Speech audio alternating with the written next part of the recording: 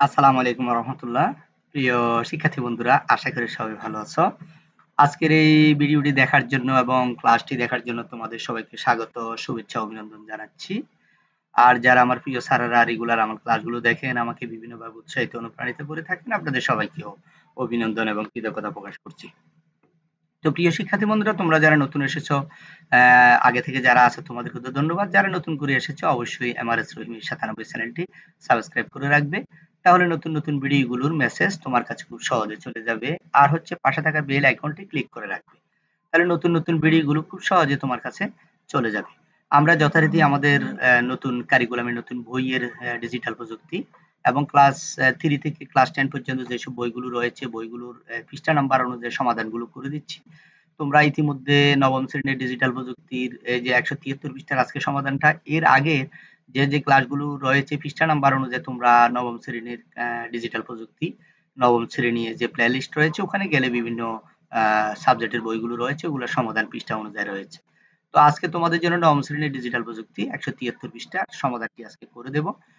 এখানে শিক্ষণ অভিজ্ঞতা হচ্ছে 6 ডিজিটাল প্রযুক্তি এবং বৈচিত্র্য। এটা হচ্ছে নবম শ্রেণীর ডিজিটাল প্রযুক্তির একেবারে শেষের যেই শিক্ষণ অভিজ্ঞতা রয়েছে এটা নিয়ে আজকে আমরা ধারাবাহিকভাবে চলে আসতেছি। পিছনের ক্লাসগুলো তোমরা দেখে নিতে পারো, প্লে লিস্ট রয়েছে। তো সেশন হচ্ছে 2 ডিজিটাল প্রযুক্তি ব্যবহারের প্রভাব। আমরা যে ডিজিটাল প্রযুক্তিগুলো ব্যবহার করি এটার প্রভাবটা কেমন? এটা নিয়ে আজকে আলোচনা এবং এটা কি সমাধান রয়েছে ঘরগুলো আমরা করে দেব। গত সেশনে আমরা বর্তমান সময়ে ডিজিটাল প্রযুক্তি ব্যবহারের বিভিন্ন ক্ষেত্র সম্পর্কে জেনেছি। এর আগের পৃষ্ঠাগুলোতে তোমরা দেখে নিবা। ডিজিটাল প্রযুক্তি ব্যবহারের ফলে আমাদের জীবনে কি ধরনের পরিবর্তন এসেছে তাও আলোচনা করেছি। ডিজিটাল প্রযুক্তির ক্ষেত্রগুলো নিয়ে আলোচনা করেছি এবং কিভাবে আমাদের জীবনে পরিবর্তন এসেছে এগুলো নিয়ে আলোচনা করেছি। এখন এসো বন্ধুদের সাথে মিলে একটি দলে ভাগ হয়ে আলোচনা করি ডিজিটাল প্রযুক্তি ব্যবহার আমাদের জীবনে কি কি ধরনের প্রভাব ফেলছে। ডিজিটাল প্রযুক্তি যে আমরা ব্যবহার করতেছি এটা কিভাবে পরিবর্তন হয়েছে এগুলো নিয়ে আলোচনা করেছি। আমাদের জীবনে কি পরিবর্তন হয়েছে, কি প্রভাব ফেলছে এগুলো নিয়ে আলোচনা হবে। এই ক্ষেত্রে আমরা দুই ধরনের প্রভাব সম্পর্কে আলোচনা করতে পারি, ইতিবাচক প্রভাব এবং নেতিবাচক প্রভাব। তাহলে ডিজিটাল প্রযুক্তি যে আমরা ব্যবহার করতেছি এটার কারণে আমাদের দুই ধরনের পরিবর্তন, দুই ধরনের প্রভাব আলোচনা করব, যেটা হচ্ছে একটি ইতিবাচক আর একটা হচ্ছে নেতিবাচক। একটা ভালো দিক এবং একটা হচ্ছে খারাপ দিক। ঠিক আছে, এসো তাহলে আলোচনা করে নিচের ঘরগুলো আমরা পূরণ করে নিই। ঠিক আছে, পৃষ্ঠা নাম্বার হচ্ছে 173, তোমাদের নবম শ্রেণীর ডিজিটাল প্রযুক্তি বইয়ের 173 পৃষ্ঠার যে সমাধানটি রয়েছে আজকে সেটি করব। দেখো ইতিবাচক প্রভাবটা কিরকম পড়ছে আমাদের। ইতিবাচক প্রভাবটা যেটা পজিটিভ মাইন্ডে যদি বলি থাকি, আমাদের জীবন মানের উন্নতি হয়েছে। আমাদের যেই প্রতিদিনের দৈনন্দিন জীবনে যে আমরা যে কাজগুলো করে থাকি খুব সহজ হয়ে গেছে আমাদের জীবন মানের উন্নতি এই যে ডিজিটাল প্রযুক্তি ব্যবহারের কারণে বা ইন্টারনেট একেবারে সহজলভ্য হওয়ার কারণে। তারপরে আমাদের ব্যয়টা সাশ্রয় হয়েছে, টাকা পয়সা একেবারে কম লাগতেছে, সময়ের সাশ্রয় হচ্ছে। হ্যাঁ, তারপরে শিক্ষা ও প্রশিক্ষণ সহজলভ্য হচ্ছে। আমরা যে অনলাইনের মাধ্যমে এই যে তোমরা এখন খুব সহজে আমাদের ইউটিউবে আমাদের ক্লাসগুলো দেখতে পারছো, যে কোনো বিষয়ের সমাধানগুলো দেখতে পাচ্ছ খুব সহজ। শিক্ষা এবং প্রশিক্ষণ সহজলভ্য হয়ে গেছে। উৎপাদনশীলতা বৃদ্ধি পেয়েছে, যে কোনো বিষয়ের ফ্যাক্টরি গুলোতে যেমন কলকারখানাতে একেবারে খুব সহজ হয়ে গেছে। উৎপাদন বেড়ে যাচ্ছে, কারণ এই নেটকে ব্যবহার করে এবং এটার অনেকগুলো পজিটিভ দিক রয়েছে।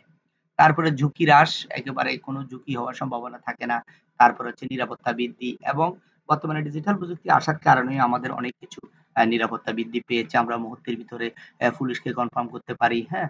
তারপর র‍্যাবকে কনফার্ম করতে পারি কোনো অসামাজিক কোনো কার্যকলাপ যদি হয়ে থাকে, হ্যাঁ? তারপরে তোমার বাড়িতে কোনো বিপদ-আপদ হয়ে থাকলে মুহূর্তের ভিতরে ডাক্তারের কাছে পরামর্শ নিতে পারো। তারপরে তোমার পুলিশের শরণাপন্ন হতে পারো, পুলিশকে কল দিতে পারো। একেবারে সহজ হয়ে গেছে আমাদের। এটা যদি আমরা পজিটিভ দিক দিয়ে বলে থাকি, পজিটিভ দিক দিয়ে বললেই আমাদের ইন্টারনেট একেবারে সহজলভ্য হওয়ার কারণে আমরা ডিজিটাল প্রযুক্তি ব্যবহারের কারণে আমাদের জীবন মানের যে সমস্যাগুলো রয়েছে আমরা মুহূর্তের ভিতরে এগুলো সলভ করতে পারতেছি। তবে এর বিষয়ে কিছু নেগেটিভ মাইন্ডেরও রয়েছে, যেটা হচ্ছে নেতিবাচক প্রভাব কি, কি আছে, যেমন কর্মসংস্থানের হুমকি। বর্তমানে ডিজিটাল প্রযুক্তি আসার কারণে নতুন, নতুন যে কাজের সৃষ্টি হয়েছে, পুরাতন কাজগুলো চলে গেছে। যারা কম্পিউটারে দক্ষতা অর্জন করেছে, কম্পিউটারে ভালো জানে, হ্যাঁ? এবং বিভিন্ন মেশিনারি জিনিসগুলো ভালোভাবে ব্যবহার করতে পারে, তাদের কিন্তু কাজের অভাব হয়নি। যারা বিশেষ করে ডিজিটাল প্রযুক্তি থেকে এরা দূরে আছে, আইসিটি থেকে দূরে আছে, এরা কিন্তু এদের কর্মসংস্থানের সমস্যা হচ্ছে। তারপর হচ্ছে ব্যক্তিগত গোপনীয়তা লঙ্ঘন। হ্যাঁ? তারপরে ব্যক্তিগত যে আমাদের জীবন চলার পথে যে কত সমস্যা হয় আমাদের ব্যক্তিগতভাবে, এগুলো কিন্তু গোপনীয়তা আর থাকে না। এগুলো হয়ে যায় আমরা মুহূর্তের ভিতরে কোথায় যাচ্ছি, কি খাচ্ছি, কি করছি, আমাদের Facebook এ আমরা দিয়ে দিচ্ছি। বা আমি কোথায় যাচ্ছি কেউ একটা ভিডিও করে দিয়ে দিল। ঠিক আছে? এই জিনিসগুলো এখন আর প্রাইভেসিটা থাকছে না। একেবারে সহজ হয়ে গেছে সবার সামনে। তারপরে প্রতারণা এবং অপরাধ এটার সংখ্যা অনেক বেড়ে গেছে। ভুল তথ্যের বিস্তার। এখন আসলে YouTube এ এবং হচ্ছে এই তোমার Google এ এবং কি হচ্ছে তোমার YouTube এ বিভিন্ন সামাজিক যোগাযোগ মাধ্যমগুলোতে আসলে ভুল তথ্যের ছড়াছড়ি হয়ে গেছে।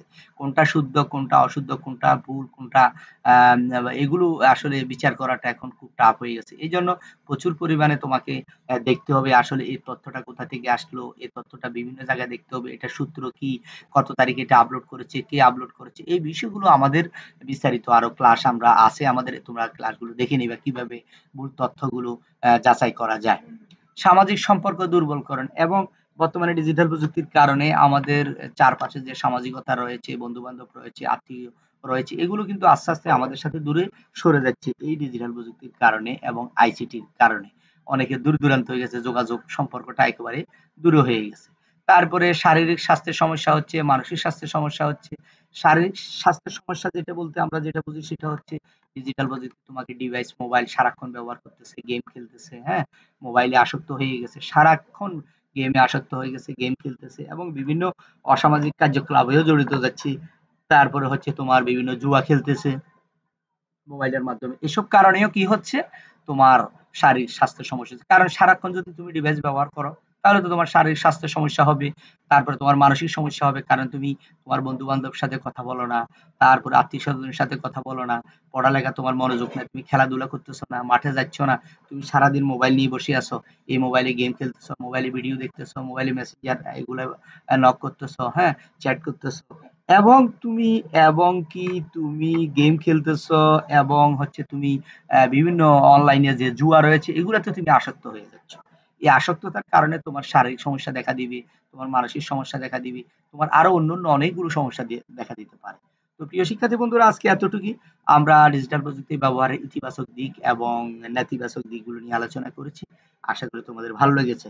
তো এখন যেটা বলে রাখি শেষ পর্যায়ে এসে তোমাদের কোন, কোন বিষয়ের কোন, কোন পৃষ্ঠা অনুযায়ী দেখতে চাও, সমাধান দেখতে চাও একটু কমেন্টস করে জানাবে। তাহলে সেই অনুযায়ী আমাদের ক্লাস রেডি হবে। সবাই ভালো থাকবে, সুস্থ থাকবে। আসসালামু আলাইকুম ওয়া রাহমাতুল্লাহ।